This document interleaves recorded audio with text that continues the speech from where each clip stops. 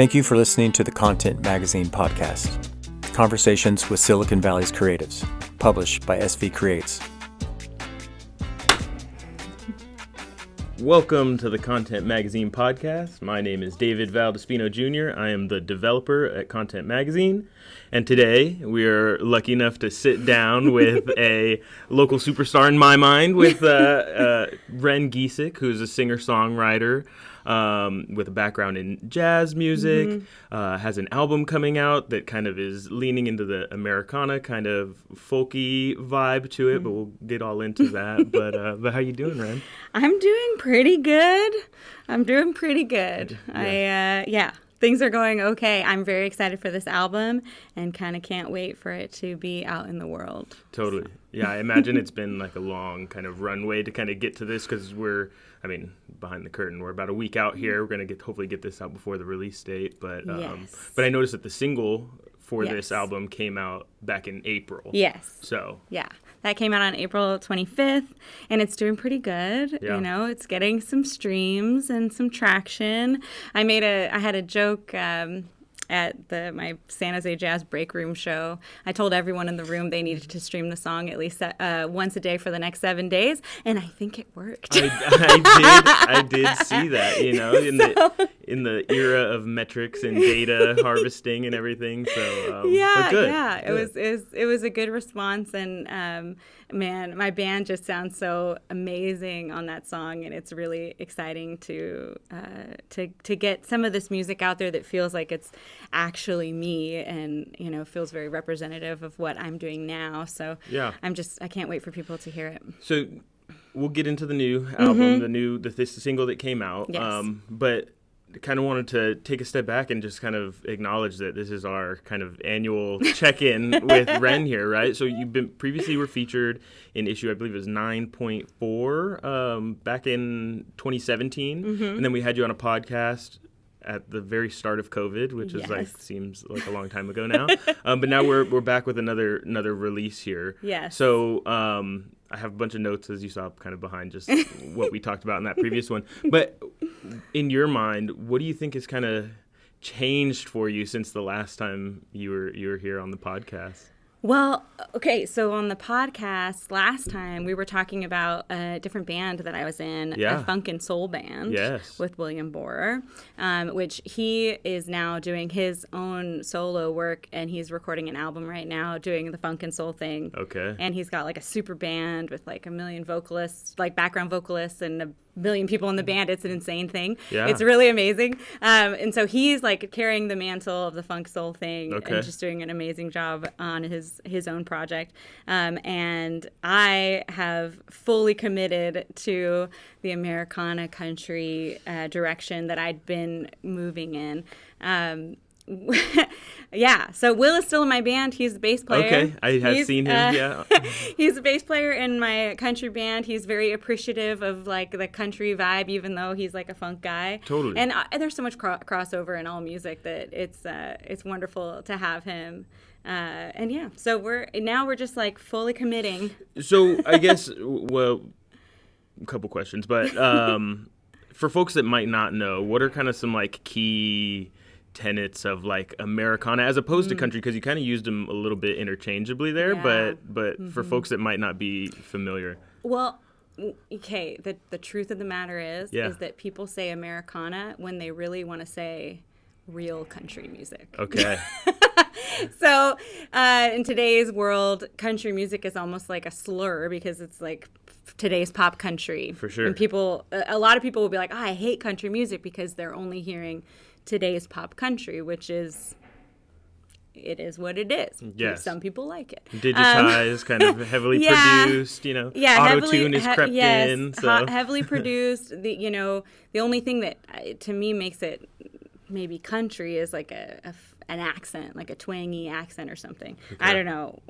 But it's just it's its own thing that is fine. It is what it is. People like it, but when I think of country music, I think of, like outlaw country and like Willie Nelson, Waylon Jennings. I think of Patsy Cline. I think of like, these songwriters like Guy Clark and Townes Van Zandt.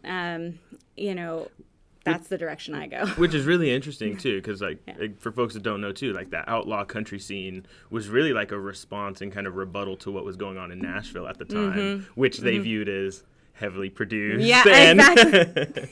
But that's kind of the pendulum that kind of swings with twang, right? Yeah, exactly. I think a lot of people are just trying to find something more real that brings back the storytelling aspects of country music that people really connect to. Yeah.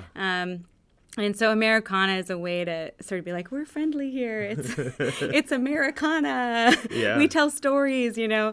And I think it's just the way it is with genre. You kind of, you know. But I like to say country because I'm like, yeah, it's country music. There is pedal steel. There is some banjo. There is like electric guitars with like crazy phaser or whatever that thing is that like Waylon Jennings had on every song. Yes.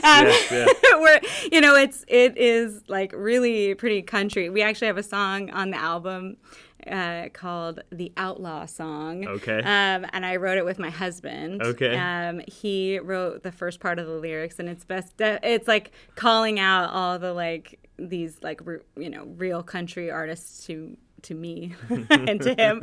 And like one of the chorus pieces is like, where have all the outlaws gone? Totally. So, and it's like we were like, we want Waylon Jennings, like country disco, 4 on the floor.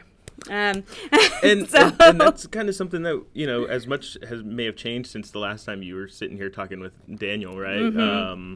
You know, that 70s inspiration was definitely a tone, even though it might have been a little bit more funky then, but you had Americana that was coming out at that time too, right? Yeah. So, and I think the stuff I was coming out with then was like more softer. Okay. This is more like there's more songs on this album that sort of kick you in the face. Yeah. And there's also some blues influence on this album.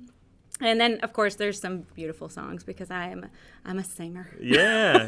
Yeah. So, you obviously had some kind of attachment to country music growing up, right? Yes. Like you were listening to it, you were kind of absorbing it. Yes. when you're writing this, and you mentioned working with your husband on one of these tracks also. Yeah. What are you kind of tapping into for lyrical inspiration? Because I mean, country sometimes gets a little bit of a bad rap, right? About like drinking and infidelity and that kind of stuff. But in a lot of ways, folks will describe it too as like 3 chords and the truth, right? Yeah. So what are you kind of tapping into? Well, I will say I'm not necessarily sitting down and saying I'm going to write a country song. Okay. That song, the Outlaw song, definitely a country song. And that had a lot of influence from my husband, right? But I sit down and I write these songs, and then the way that I sing and the kind of, I want to kind of try to keep it sort of simple and give it like a melody that flows into the next thing. It definitely isn't jazz, which I was, I kind of grew up doing a lot of jazz through college and everything. Grew up listening to country music, though. So that also, so it's sort of like this simplicity that of the melody. Okay. That sort of lends itself to like, oh, I always write country songs. My joke is like, oh yeah, I studied jazz in college, but when I started writing songs, they're just all country songs. Yeah. And it was also part of like realizing, oh man, not every song has to be super complicated chordally, like in terms of chords, to be good and really speak something true. And in some ways, I think, especially for the songs that I've heard that, you've been working on lately, it really allows your voice to kind of shine also, right? Like the musicians and the instrumentation is beautiful on it, but you still have that jazz kind of voice, right? And it really kind of lets it sing over the top there. Well, and I think like when I was studying jazz in college and doing that whole thing, I, to no fault of anybody who's teaching me, but I sort of, some of the more countrified elements of my voice were sort of like put on the back burner and pushed aside. And then as I started rediscovering my voice, some of the lilts and sort of inflections came back into it that really, I feel like, sound more like me and a little bit more country. It just ends up being that way. But I'm also writing songs about, real things that are really affecting me a lot of this album is centered around sort of the struggle of being a musician and not giving up and continuing on, and it takes it from a lot of different perspectives. I've got a funny song called 15 Cents that, like, you know, I only made 15 cents on this song I wrote about the time my heart was broke. Royalties aren't what they used to be. No, they're not. And, you know, I've got that song, and then I've got a song that I wrote with another local singer-songwriter named Steely. Well, she used to go by Steely Nash when she was here, now Jack. She and I wrote a song called Just a Little at a Time. And I think she probably originally envisioned that song being more of like a Motown vibe, and then I just like took it somewhere else. Sorry. Yeah. She doesn't seem to mind. I think it's okay. But that song, again, is like to encourage me to keep going. And also I was kind of, when I was writing some of the verses, I was pointing them at Steely too, like, don't give up, let's keep going, you know. Well, can you kind of touch on that and kind of talk about just the state of the music world as it is today, but from a global kind of broader sense? That's one thing, right? But you've been on the scene in San Jose for quite a while, right? Yeah. And we've got our own complications, right, with like finding places to play and that kind of stuff too. Yeah. But then there's the whole social media element of it too, and like maintaining relevance and trying to go viral and all of that kind of stuff. Yeah. How have you kind of been working through those kinds of digital nuances? Yeah. I've just been trying to be consistent in some way and try to be consistent to who I am. I had to post a thing recently like, hey, I'm kind of going through something, so not able to like post as much, and had to reach out to my bandmates. Can you please post for me? Because I had it in my head a few weeks ago I'd be posting every day and find some way to post some little something, because you just never know what's going to hit. Totally. And you never know what thing you could, you know, boost in the algorithm that's going to go well. And so you just have to be kind of consistent about it and try to keep going. But, you know, I don't know, consistency, trying to get out there, trying to, you know, just be yourself still and be real. Yeah. Right now, the most reasonable thing I can do is like post clips of songs and stuff. That's something I can do more consistently while I'm kind of trying to catch my breath on some other things in life. Totally. Yeah. I mean, that's the thing you still have to live your life while you're promoting an album. Yeah. How annoying. Yes. And so those kinds of things, like you mentioned at your break room show, like you wanted to get a certain amount of streams per time. Is that something that's like guided by you? Are you working with like a... Okay, so I've got a producer on this album, Okay. Michael Ross. Okay. He's up in Brisbane at Lucky Recording Company, and this guy is like the best guy ever. He and I have such a close relationship, and this is such a funny story, but on one of my first gigs that he planned for me, he got me on a showcase at the Chapel in San Francisco, which is like a pretty serious venue. And he got me a really good slot, and, you know, a lot of new people got to hear me through that, which was great. But my parents came to that, and he got to meet them for the first time. He's originally from North Carolina, and so he like put on the charm. But this is a really, really, really tall guy with a huge beard down to past his belly, whatever, past his chest at least. And he was wearing like a flat billed like hat, and he was wearing a suit jacket, and he looked really cool, but he looked like a rock and roller, like, you know. So my parents met him, and they were kind of like, whoa, what's going on with this guy? And I had to send them a picture of Rick Rubin and say, yeah, bigger the beard, better the producer. Oh, yeah. Very true in that sense, yes. But he's just been amazing, and he's really encouraging me every step along the way. He's like he's like, me and Riley, Riley's my husband. Yeah. So he's like, me and Riley, we believe this is the record. Like, even if you have moments of doubt, like, we know this is it. Like, we're doing this, That's awesome. And so he was the one who kind of told me, okay, girl, we got to get like 1,000 streams in the first week. Because and I don't really know the details of this, but he thinks like on Spotify, there's like you kind of have to get over a few humps in order to like start showing up in their algorithmic stuff and whatever. So it's almost the equivalent. I saw the show back about getting on the Starbucks playlist, right? Mm-hmm. Back when, right? So it's like it's same but different.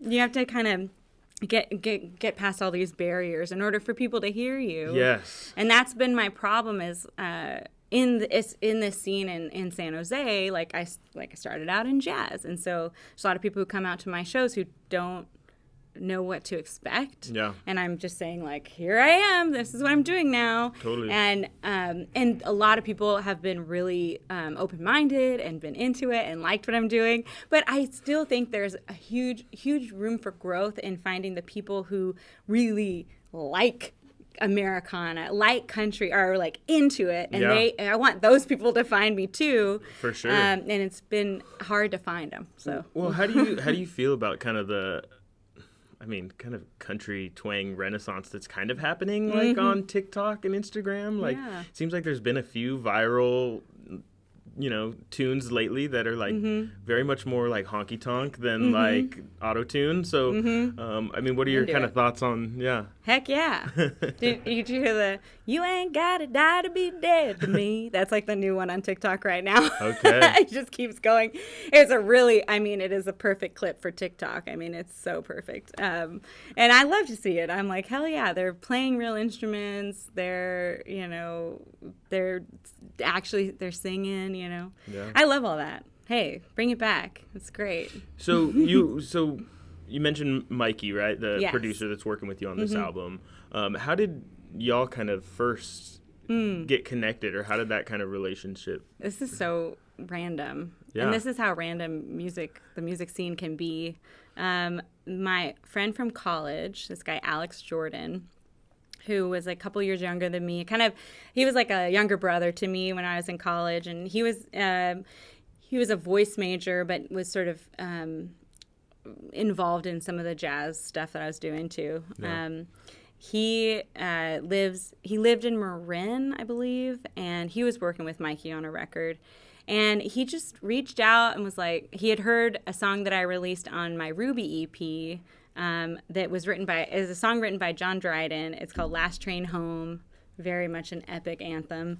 And he had heard that, and so he reached out, oh, hey, how's it going? Like, I'm also up here in Northern California.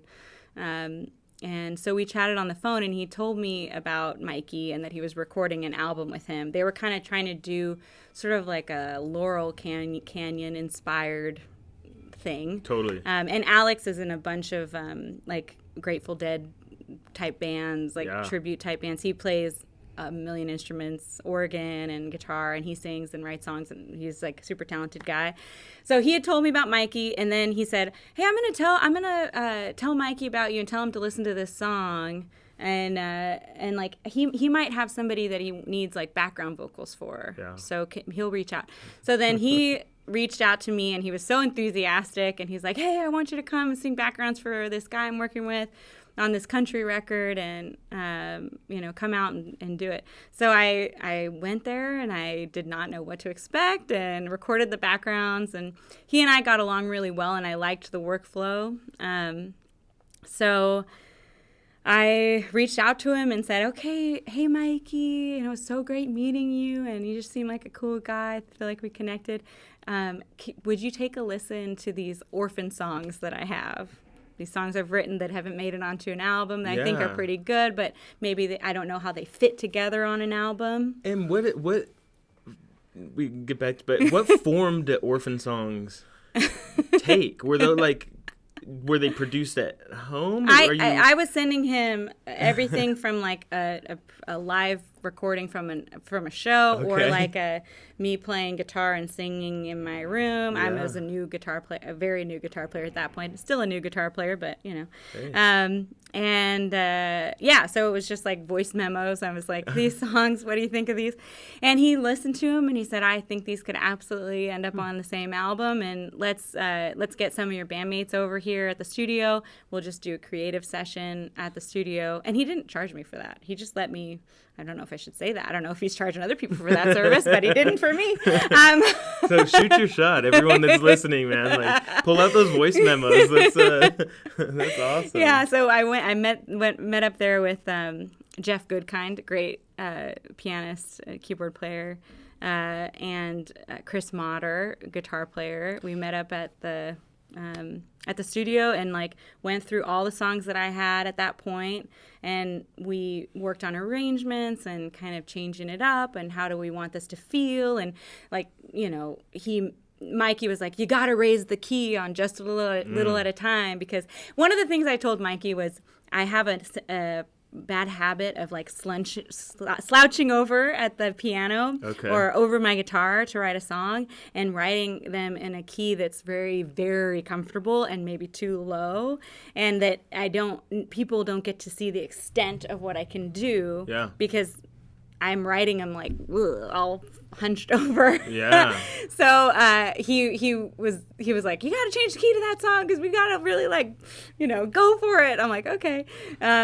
So we just did a lot of that, and it was really cool. Really added a lot to the process. And then over the course of recording the album, I wrote a few more songs that we recorded also. So. That's awesome. Yeah. So when you were kind of assembling your band for this project, I assume these are all folks that you've worked with previously. Is this like your band? Because I know when we talked previously, you mentioned kind of like your studio band as opposed to like the folks that you were kind of traveling around with. Yeah. But are the folks that people are hearing on the album the folks that you'll be performing live with? Yes. Okay. Yes.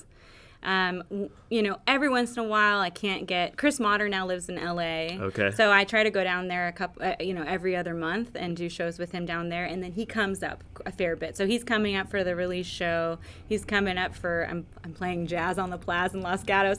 I don't know if they know I'm not doing jazz, but it's fine. No, they know. They're good with it. But he's coming Western up for swing, that. Yeah. It swings, yes. But yeah, so he comes up for shows with me. The guys who played on this record are like my main band, like the people that I want to play every show with if I can. Right? Yeah, that's awesome. They're fabulous. So what is it like? You mentioned playing some shows in LA. I've been to a couple shows down in LA where like the country folks come out, man. The rhinestones, the cowboy hats, the tassels. I love it so much. Yeah. Oh, it makes me so happy. But it's like this, it's a total scene down there. Yeah. There is some cowboy cosplay going on. I know. It's beautiful. So we've got a culture of cosplay in San Jose. We just got to add some more rhinestones and tassels to it next time you play here. I love it. I mean, I'm wearing, I was told this is like not the best color for film, but I've got this like pink cowgirl shirt on. Yeah. Because, like it's all about the like glitz and glamour of like a cowgirl, It's it's how it makes you feel, right? It's like the Grand Ole Opry. It's the nudie suits and all. So, oh my gosh, I want a nudie suit so bad. Mikey tells me that if we ever get to the Grammys, he'll buy me a nudie suit. So. Awesome. And for those that don't know, Nudie is an Italian suit designer from the early 1900s that did all of the designs for all of the country folks that were out there. So if you ever seen one of those like really sharp looking suits that's usually in a crazy color like yellow or red or something, and then it has like really cool embroidery all over it, that's a nudie suit. Totally. Awesome.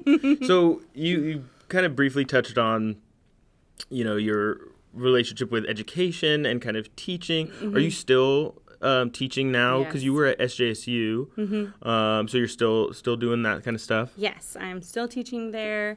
I don't have a ton of students there. I think partly because I've never really, I don't have any experience being in charge of like a vocal jazz group, which is like usually programs that are really thriving for jazz in college have like a really thriving vocal jazz group.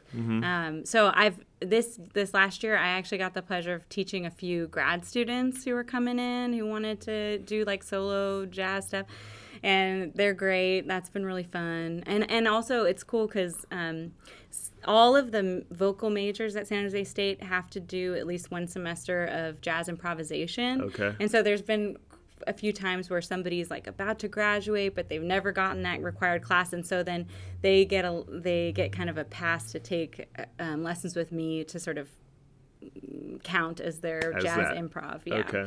And that's been kind of fun. Yeah. Yeah. And so common theme here. I'm kind of like really curious about the state of music and how everything's going. So I'm really curious, like with the students that you're working with, like what are folks kind of perception of kind of like what are folks what do folks want? What are folks doing? It's really interesting. I've got one student who is focusing her grad studies on like kind of research into women in music and jazz. Interesting. And that's sort of like a musicology focus. Yeah. So that's sort of where she's going with it, which is interesting, cool. And then I've got another student who is, I think he's hoping to get into teaching and stuff. He also has his own band and project, and so he wants to kind of, use some of the jazz training to help with his own project as well. But I think he, wants to get into teaching and that kind of thing. He's great, though. I keep telling him, you can go out and get some jazz gigs. You're great. Yeah. But yeah, no, it's just kind of. And then a lot of my students are people who are just kind of trying out jazz for the first time because they're classical voice majors. So they're kind of experiencing the scariness of improvisation for the first time. Yeah.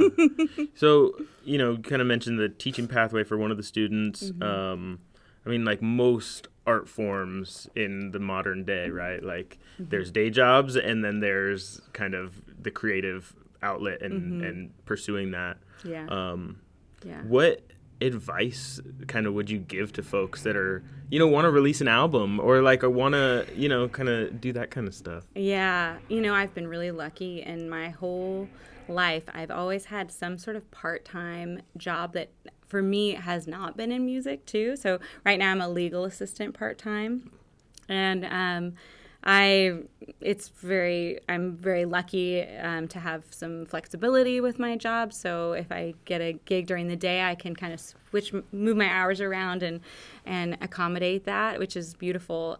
But I started out, before I was doing the legal assistant thing, I was always like a receptionist or something during the day that would give me some hours, make me some money, and then I always had my nights free for gigs. Okay. So that has worked really well for me in terms of being able to keep a balance.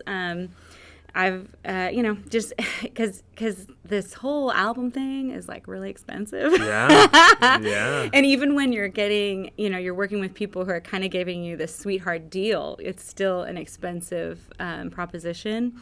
And you have to balance things, especially in the Bay Area. That's why the scene struggles in the Bay Area because everything is really expensive. Yeah, and everybody's struggling and just trying to make it work. And I really admire people who are managed to like not have to do the day job and can just focus on the music. And that's amazing for them. But I feel really grateful that I've been able to manage both things, and I feel a little bit more comfortable in my day-to-day life because I can, and also I don't have to put all reliance on music. Yeah, totally. Because it would probably steal some of the joy if all my money, everything had to come from music. It would make it would steal the joy a little bit. And I feel grateful that I don't have to take every gig. I don't have to take everything that comes because I have another way to make money and to pay for making the album and stuff. You mentioned the Bay Area being difficult.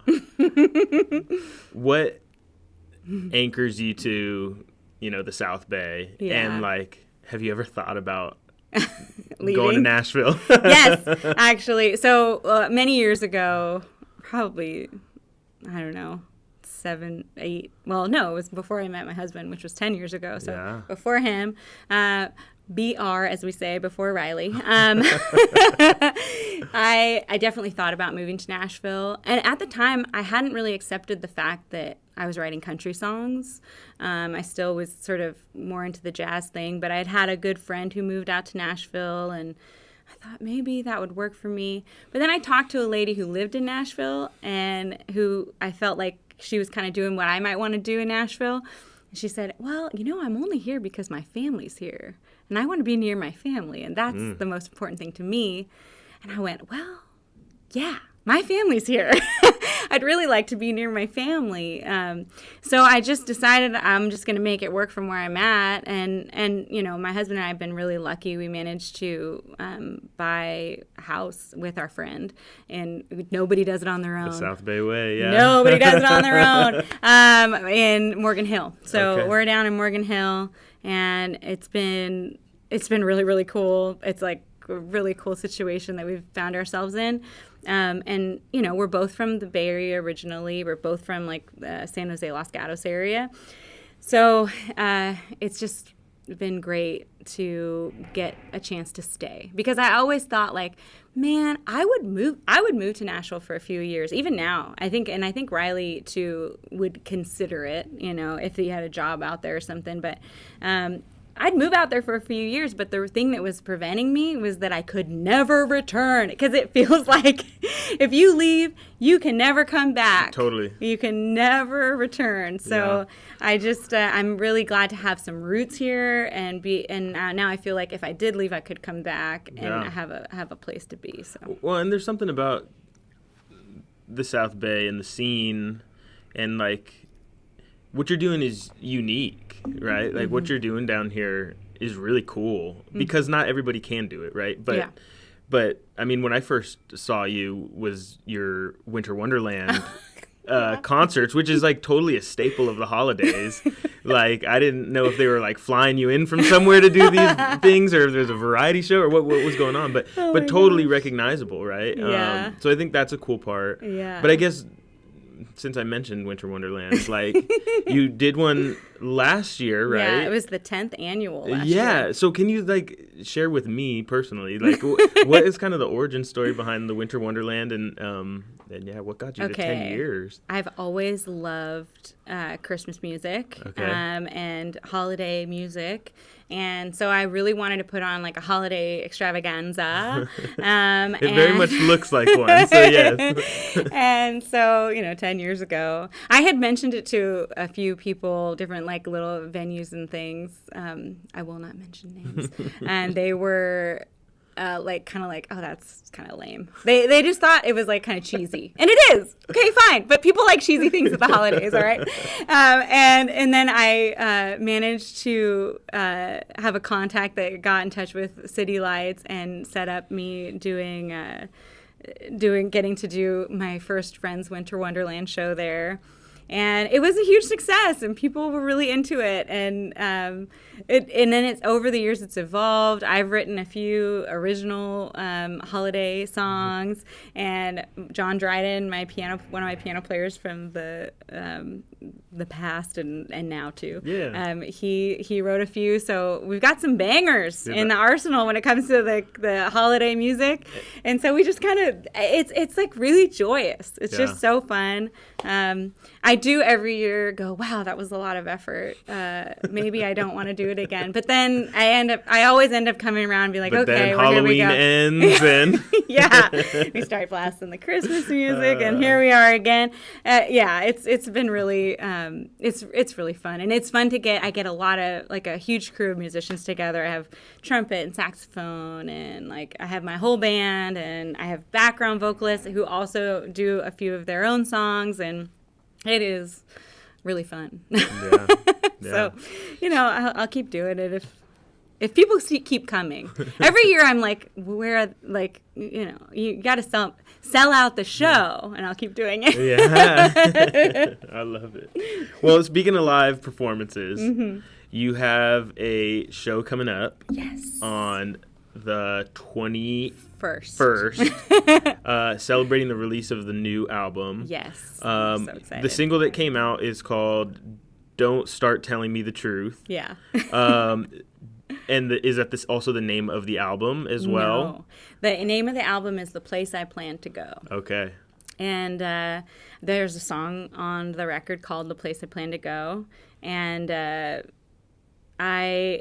song for me, and the message of that was a song that was written kind of in the depths of the pandemic, sitting around looking at the furniture. A lot of great songs in coming out of in my little apartment.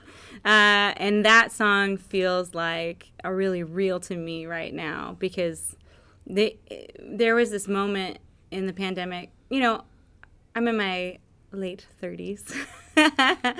And I'm sure there was we all feel this, but there's always this feeling of like, oh, I thought I'd have been, at that point I wasn't married yet. So like thought I'd be married, thought I might have kids, or thought I might have, be doing these different things in life, or thought I'd, be a famous musician. I don't know. And so you kind of look around and go, oh, wow, I'm not quite there. Yeah. This isn't really the place I plan to go. But there's also this message of hope. It's just like, well, the place I plan to go didn't look like this, but I'm still taking in things with a lot of hope, and kind of making a lot of forward progress. So it's just like, well, hey, maybe this isn't the place I plan to go, but here we are. Here we are now, yeah. And so I like that message, and it's nice. So what do you, it's kind of a futile question asking artists, but what do you hope folks kind of take away? Yeah. And also, like, in the world of streaming and everything too, like, is your hope that somebody listens to the album front to back in order? Does it have to be? Does it not? And then what do you hope that folks kind of take away from it? I hope that I want as many people as possible to listen to this album from front to back. Yeah. I think it's really good. Yeah. And I think every song is really good. I mean, of course, I wrote them. So I think they're great. And I'm like, yes, please listen to all these songs. But I hope that people get a sense of like overall hope. Well, I have like I mentioned before, this silly song 15 Cents, that's on the record.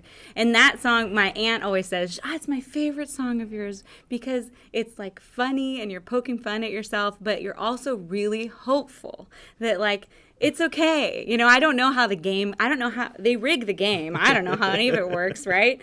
And I don't know who's getting what and who's taking what from who in this situation of the music business. But I still feel hopeful, because maybe today is the day I write the song that actually makes me some money, and that we actually get through it all, And so there's some hope in that. And that's really specific to musicians, but there's a lot of songs throughout the album that are just really, it's about hope.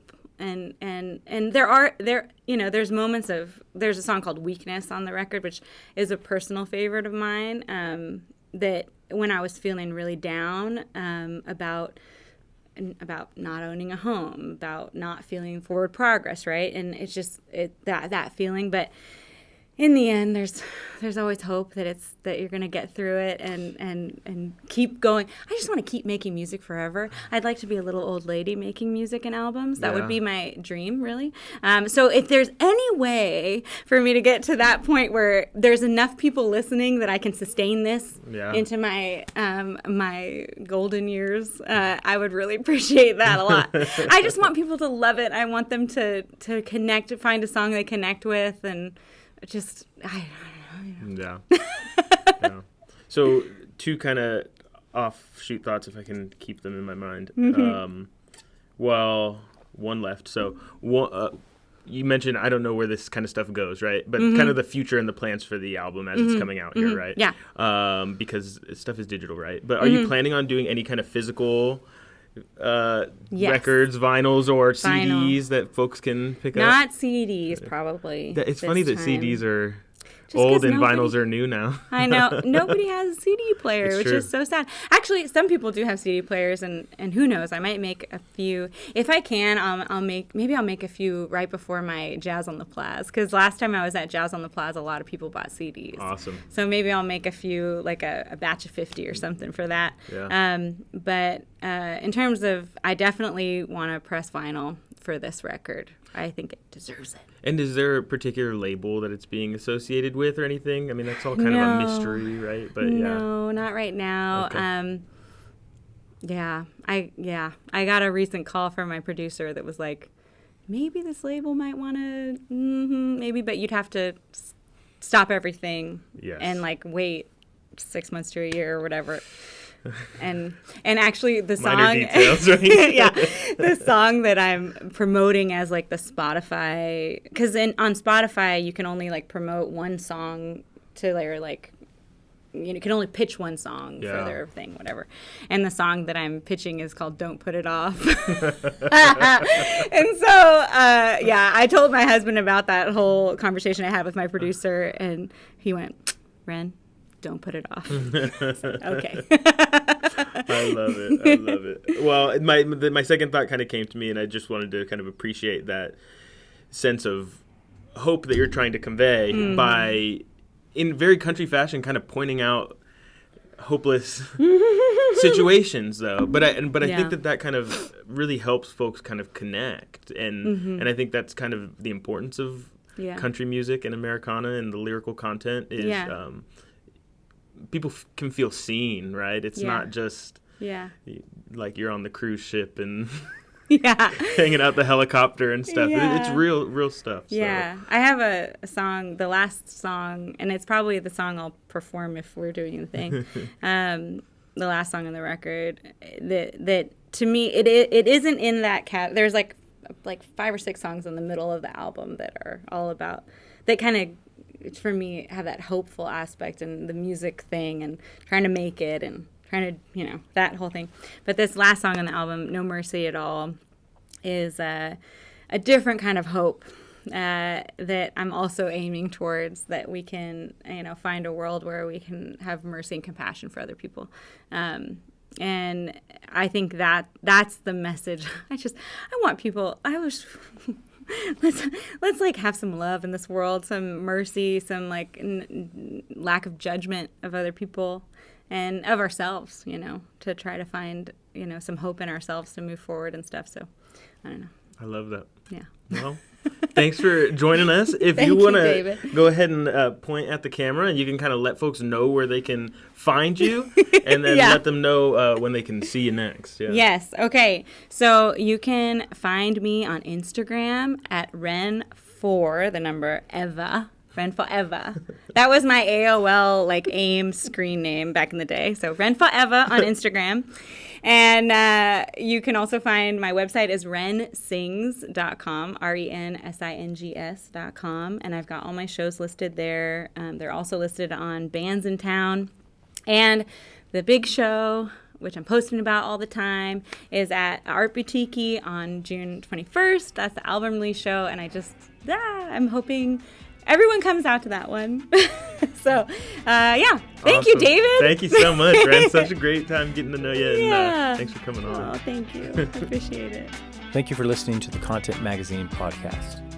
Follow us on social media at Content Mag. Become a member and help us to continue to tell the stories of the South Bay creatives. This episode's music is 408 by Jack Pavlina. Follow him on Spotify and also on his Instagram at Jack Pavlina Music.